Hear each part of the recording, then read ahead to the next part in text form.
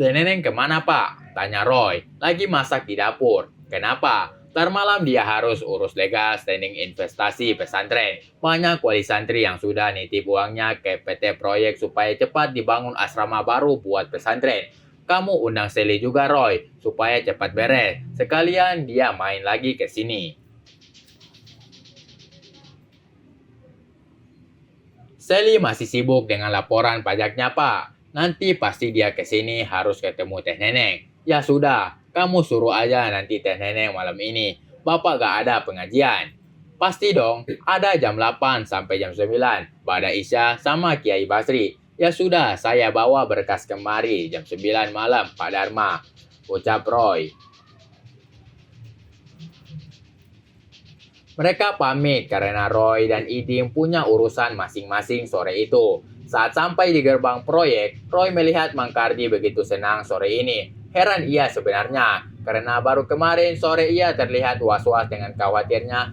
Kini ia terlihat senang, meski kemarin membuatnya bingung, seperti ada hubungannya dengan Teh Lilis dan bosnya, Aryan.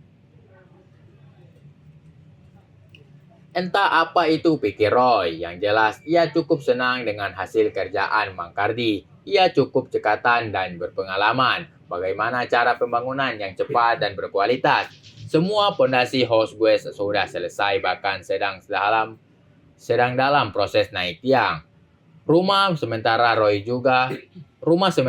juga sudah hampir selesai. Sengaja Roy membangun rumah singgah di sini karena namun tetap saja Roy merasa betah di kamar sana karena kamar itu bisa disebut kamar kepompongnya. Sampai sekarang ia bisa keluar dari karang kesulitan itu. Semua memang butuh proses bahkan untuk pemuda seceroboh sepertinya. Melihat Mang Kardi yang sedang siul-siul senang sendiri itu membuat Roy, "Waduh Mang, kasbon belum ditransfer padahal tapi udah senang aja." Kak Roy, bikin saya kaget aja." "Enggak Roy, emang saya mobil gede butuh garasi 2.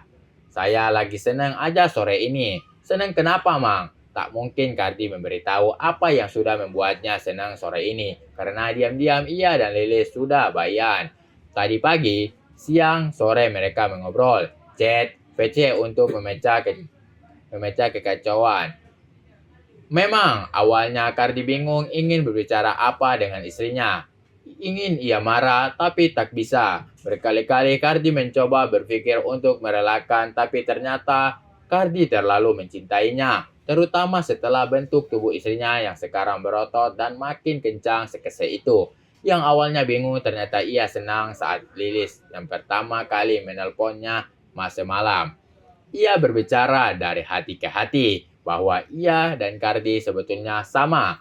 Bingung harus bilang apa karena kejadian kemarin itu tanpa direncanakan terjadi begitu saja. Namun ia memberanikan diri untuk menelpon dan membuat Kardi berjanji bila Rian mendekati lagi, Kardi harus berani melarangnya. Jangan sampai dibiarkan lagi. Agak lucu bila sampai dibiarkan lagi. Namun yang penting semua baik lagi dan Lilis berjanji akan menemui suaminya tak lama lagi. Dan Kardi juga berjanji bila Rian mendekatinya akan menegurnya kali ini. Meski mungkin ia bisa kehilangan pekerjaannya. Lagi senang aja Roy. Target bangun saya dikit-dikit udah tercapai. Royhan melihat ke arah rumah sementaranya yang hampir jadi 70% itu.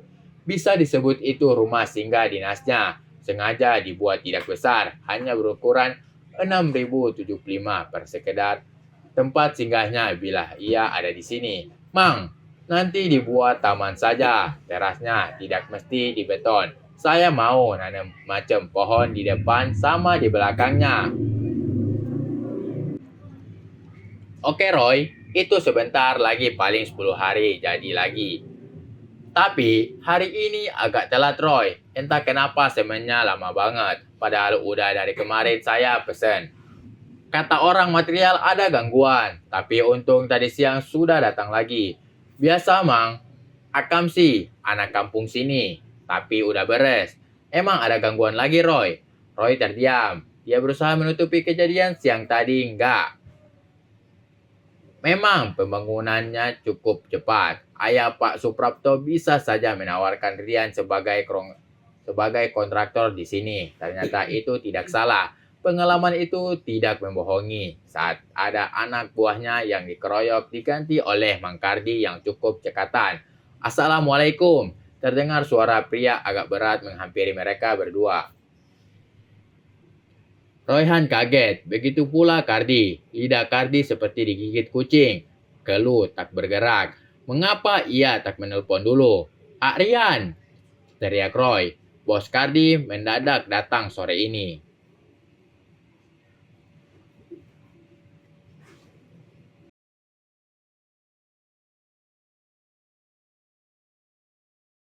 Oke guys, terima kasih telah tonton channel kami dan jangan lupa untuk menekan tombol like and subscribe agar kamu tidak ketinggalan novel-novel berikutnya. Bagi para jomblo, jangan sedih sebab kehidupan itu berawal dari jomblo. Dan jangan lupa bahagia.